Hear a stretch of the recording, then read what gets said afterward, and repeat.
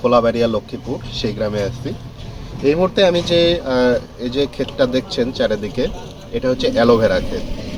এই অ্যালোভেরা ক্ষেতে আপনি যখনই আসবেন দেখবেন এই যে সাদা সাদা কি জানি দেওয়া আছে, এটা আসলে অন্য কিছু না, এটা হচ্ছে ডলচুন। এই ডলচুন অ্যালোভেরাতে প্রদান করা হয় বেশ কয়েকটা কারণে। তার মধ্যে অন্যতম হচ্ছে এই যে আগামোরাটাকে এটা রোধ করে।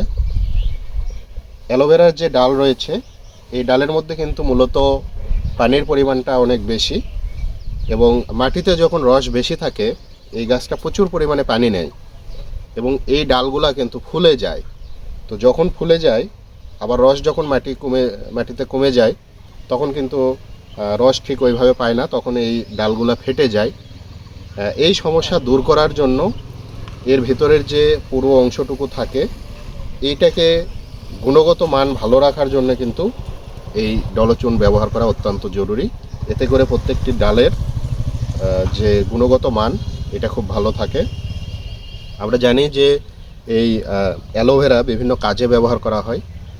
বাংলাদেশের বিভিন্ন কসমেটিক্স কোম্পানি আছে যারা প্রতিনিয়ত এখান থেকে কিন্তু এই অ্যালোভেরা তারা নিয়ে যাচ্ছে।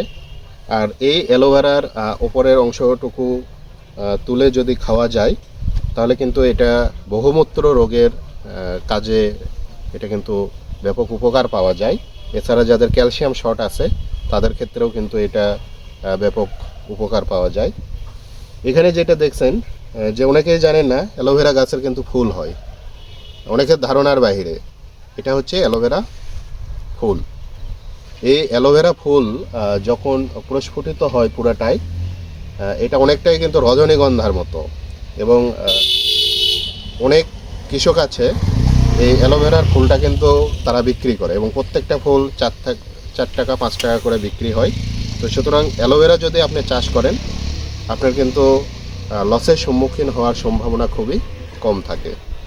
তো এই চুন ব্যবহার করলে একদিকে যেমন এই ফসলের গুণগত মান ভালো হয়, আর একদিকে পচানি থেকে এটা রক্ষা পায়। এবং এই কৃষক অ্যালোভেরা চাষের ক্ষেত্রে এই ডলচুন ব্যবহার করার কারণে এটা কিন্তু আমরা অনেকটাই বলতে পারি যে আইপিএমের যে একটা উপাদান, সেটা কিন্তু এখানে ব্যবহৃত হচ্ছে। অর্থাৎ মানুষের জন্য ক্ষতিকারক যে কীটনাশক বা ছত্রাকনাশক, সেটার পরিমাণটা কম লাগে। যারা অ্যালোভেরা চাষি রয়েছেন তাদেরকে বলবো এই ডলচুন ব্যবহার করার জন্যে, এতে আপনার ফসল ভালো হবে।